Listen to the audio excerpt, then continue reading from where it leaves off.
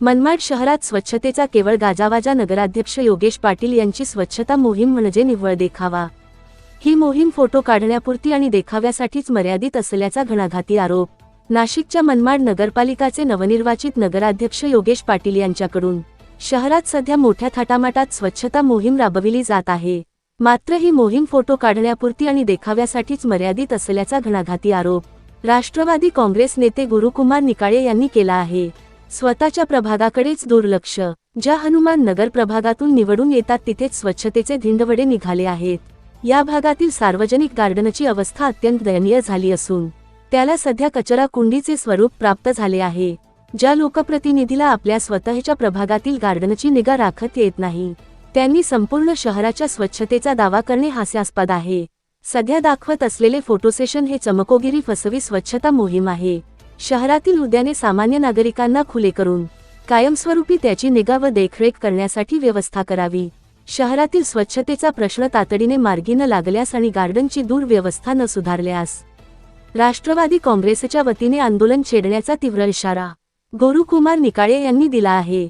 आवाज जनतेचा न्यूज मराठी वृत्तवाहिनी मनमाड.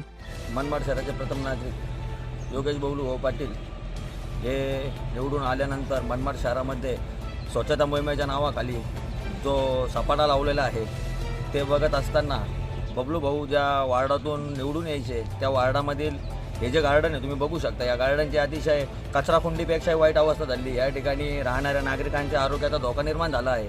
काल परवाच बबलू भाऊ पाटील यांनी कैकाडी महाराज उद्यानामध्ये जाऊन स्वच्छता मोहीम राबवली असं मी वर्तमानपत्र आणि त्यांच्या फेसबुक सोशल मीडिया अकाउंटवरती बघितलं. पण मला हे सांगावंसं वाटतं की त्यांचा जो वार्ड आहे हनुमाननगर या वार्डामध्ये हे जे गार्डन आहे या गार्डनची अतिशय दयनीय अवस्था झालेली आहे. कचराकुंडीचं या ठिकाणी स्वरूप आलेलं आहे. स्वतःची पाठ थापटून घेण्याचा कुठेतरी प्रयत्न आहे.